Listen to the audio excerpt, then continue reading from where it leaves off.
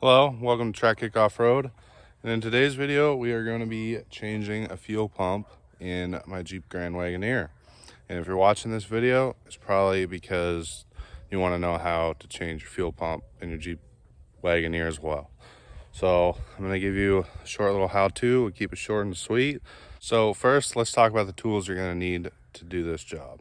So far, from what I've seen, all you need is a 9/16 open end, 9/16 with a ratchet, some various extensions, and a 1/2-inch line wrench. The reason why you want one of these line wrenches is so when you go and take off that fuel line there, you don't strip that flare nut, which is probably going to happen anyway in my case, but you want to make sure you use a flare wrench to prevent that. Also, it probably wouldn't hurt to get some WD-40 and spray this stuff down because it's probably been in there a while. Make sure when you work on your vehicle, you disconnect the battery, especially when you're working with fuel. You don't want some kind of spark to create a fire and then, you no longer have a Jeep. So first off, obviously you want to locate your fuel pump. This is an older vehicle, it's carbureted. Most older vehicles have a mechanical fuel pump on the block. This is an AMC 360. So for this vehicle in particular, your fuel pump is going to be right here on the block next to the distributor, right below it.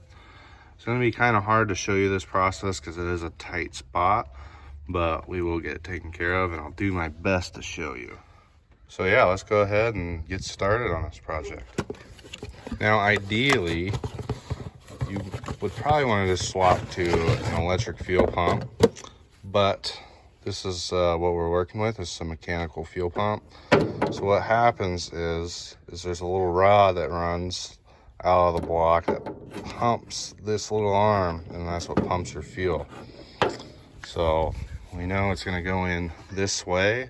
I believe this back line for a hose is going to have to come off after we take the fuel pump out, because you can't really see, but there's no way to get to it. So this is just a cheap fuel pump just to kind of get me by and get this thing running. But I want you guys to keep in mind, these don't last very long, especially the cheaper ones. You might get 1 to 2 years out of them, and that's about it. I mean, some can last a long time, but again, I would just swap to an electric fuel pump and save the hassle, but I'm not entirely sure what I'm doing with my engine yet. So yeah, let's get the old fuel pump off and get this put on. So a pro tip for you is to put your engine in top dead center. It's going to make this job a little bit easier. There's a couple ways to do that. You can have a buddy turn the key over while you watch to make sure it's in top dead center. Or if you're alone, you can just put a socket on the end of your crank pulley and turn it clockwise until it's at top dead center as well. Although that's not necessary, but again, it's going to make your job a lot easier. Doing fuel pumps kind of sucks. Just getting everything to line up, getting it to suck up to the block, it's a challenge, but you can do it. Don't give up. You'll get it done. I can already see that this is going to be a hassle to film, but I'm going to do my best. I'm going to go ahead and take this vacuum advance off of the distributor just to get it up out of the way. I don't think this unplugs, but now I don't have to mess with that hose. But we're going to be taking this fuel line off now. So what we're going to need is the 1/2-inch line wrench. And yeah, in my case, I'm going to hope that this doesn't strip out. But hopefully in your case it doesn't. Don't be intimidated by it. We'll figure out how to get it off. Oh, all right, we got it. And I knocked you out of the way. It didn't strip out though. So now that it's broke loose, you can probably just get in there with your fingers and pull it off. Maybe not. So if you can't get it off with your fingers, you can now switch to like a 1/2-inch open end just to get in there and make your life a little easier instead of trying to get that line wrench on there every time, because it is kind of a tight fit. But now you don't run the risk of stripping it. All right, so now you can just pull this fuel line up and out of the way. I'm just gonna set it right there, and it should be fine. That fuel line connected in Okay, we're good. So, yeah. Now I know I keep saying stripping it, I mean rounding that nut. Not necessarily stripping it, but rounding that nut off is no way no. So now what you're gonna do is there's a 9/16 bolt here, and I think there's a 9/16 nut. It looks like a stud back there on the other side, or it's a bolt, who knows. But you're gonna get in there. I'm gonna take this front one off first. You're gonna need a little extension. Your ratchet, it might be easier to use an open end, but we're gonna get this bolt out. It looks like it's loose enough I can probably get it out with my fingers now. It is. So now we'll pull that bolt off and get the other one. Now they are kind of a long bolt, so you're gonna be down there a little while. But now, sorry for my dogs barking. They always bark at the FedEx truck. I don't know why. But yeah, now we're gonna get that back one. I think we're gonna have to get it from underneath. So I'm gonna investigate and then we'll get on it. So from further investigation here, I wish I would have looked at this first. It's probably easier to get both these bolts out from underneath. So, man, it's gonna be really hard to get filming. There's the one bolt we just removed, and then there's the other one. So what I'm gonna do is get my socket on there and try to get that bolt out. Again, I'll do my best filming it. It's gonna be tight. All right, so it was really difficult to find a good spot to film this, but I was able to break it loose really easily. And now I just have the socket with the extension, and I'm just slowly getting that bolt out now. So yeah, you'll be able to find it. You'll be able to get it really easy. And then just take your time and get that bolt out. And this should, in theory, drop right out after that. All right, so now that all those bolts are out, this fuel pump should just drop right out now. It's kind of in there though. I don't know. Just give it a little persuasion. You probably can't see that. Oh, yeah, and we got squirted in the face by some fuel. Oh, you guys did too. Hello, let me clean this up. Man, hopefully that fuel doesn't eat through the camera lens here. Okay, so we got it out. Now there's gonna be a rod in there somewhere. You don't want that thing to fall out and lose it, because that's not good. Except I think I never changed the fuel pump on one of these, so I'm thinking the rod comes from the bottom. It's very interesting. You're gonna want to add a pair of pliers to that tool list I gave you earlier, and then you're gonna come in here. There's gonna be a little clamp on this hose. Hopefully I can get it. Now the hose will just pull right off. In theory. Does anyone know where I set that screwdriver? So I had it like a minute ago. Now it's gone.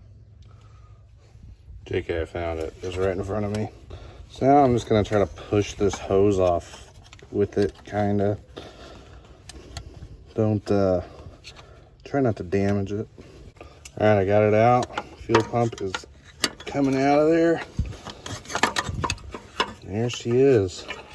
Now, if your vehicle doesn't leak out of literally everywhere like mine, you'll be fine. Mine leaks from everywhere. All right.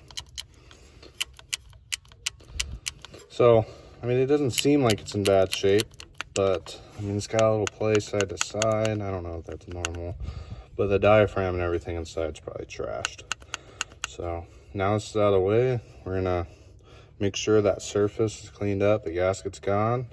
Then we'll get the new gasket, new fuel pump, and get that installed. So I don't know who needs to know this, but your fuel pump probably shouldn't have RTV on it. It doesn't need it. The gasket does just fine. Mine is caked with RTV. So whoever put this fuel pump on, I just want to punch him in the face. But yeah, so I'm gonna be cleaning that for a while. I mean, I guess unless there's a big gash in there and it actually needs it or something's wrong, but I don't see any reason for it. So yeah, you don't need to put RTV on that. No, there's no reason. All right, so the fuel pump's out, the mounting surface is nice and cleaned up.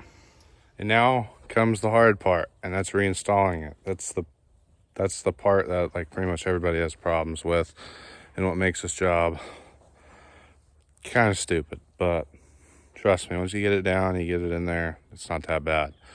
Taking it off, easy part. Putting it back on, hard part. So I'm gonna do my best to show you how I do it, and this thing should be running. So first things first, obviously grab your new fuel pump. It's probably gonna be a lot easier to feed it in and get that not old, but get this, I think it's a return line. Or this is the feed line. Not sure, but put that on first. Again, it's gonna be hard to see it, but you know, just put back on what you took off. All right, so I got that fuel line on right there. That was a pain. By this point, you'll probably be frustrated. But now we're gonna grab our gasket and our bolts and get underneath this thing and start installing it. Yeah, this is the part that we all hate the most. And let's see if I can capture this on camera. By the way, this is what your hands are gonna look like. It's gonna be a fun time, just letting you know. All right, so bear with me. But what we're gonna do, I'm gonna snake this bad boy. I can't even see it. Snake it in there. And yeah, so you're not gonna be able to compress it in. So you're gonna have to use the bolts to compress this in. And that's what makes this thing just so fun. So I'm gonna go ahead and just get it done. I'm not gonna be able to film this part. It's gonna be way too difficult. But you know, I'll give you some tips along the way. So I'm gonna struggle right now and get this in there, and yeah, we should be good to go. And by the way, when you use these store-bought gaskets, make sure you enlarge the hole for the bolts, because they end up just ripping. So yeah, I'm about to have some fun, and I'm sure you guys will too. So one thing to take note of is cross-threading might be nature's Loctite, but you really don't want to do that. So yeah, do everything you can to not cross-thread it either. All right, both bolts are back in. It actually went a little better than I thought, other than a bunch of crap falling into my eyes. So that was a good time, but it's in there. It's nice and tight. Being at top dead center and stuff really helped. So yeah, it actually went in way easier than I thought it was gonna. So now we're gonna go back up top, put the fuel line back in. This thing is it's ready to go. All right, now we're back up top here. It's a little echoey, we're fine.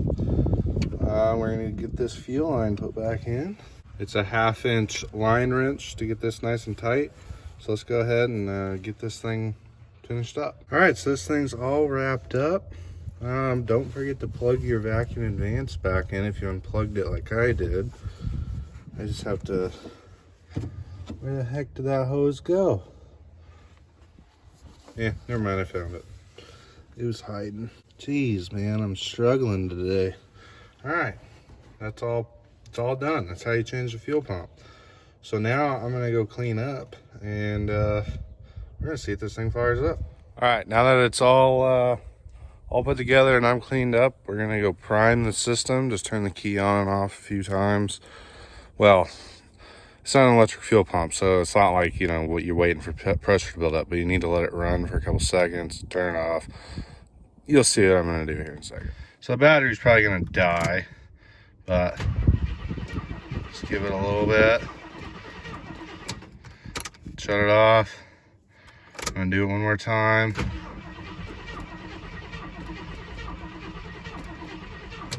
Now I'm actually gonna check to see if there's any leaks.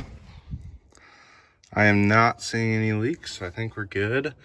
So what I'm gonna do is I'm gonna give this a little persuasion, put some carburetor, or not carburetor, put some fuel down the carburetor. And I know it'll fire up when I do that. but hopefully it'll start bringing some fuel to it. And yeah, and hopefully this is the problem. So what I got is just a little bit of fuel here. I'm just gonna dump it down the carburetor.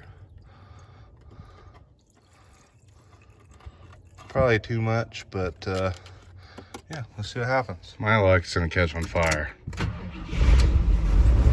So it's running, but not long enough. I'm gonna do that again. So I just potentially found a problem. That back there is gasoline leaking out of the back of that. So maybe the fuel pump wasn't my problem, but now you guys know how to change a fuel pump. So I'm gonna try to start it just to see what happens.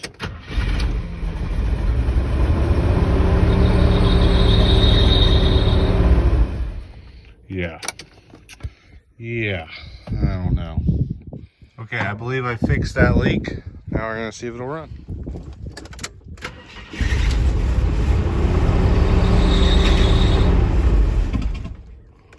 I think we're getting close.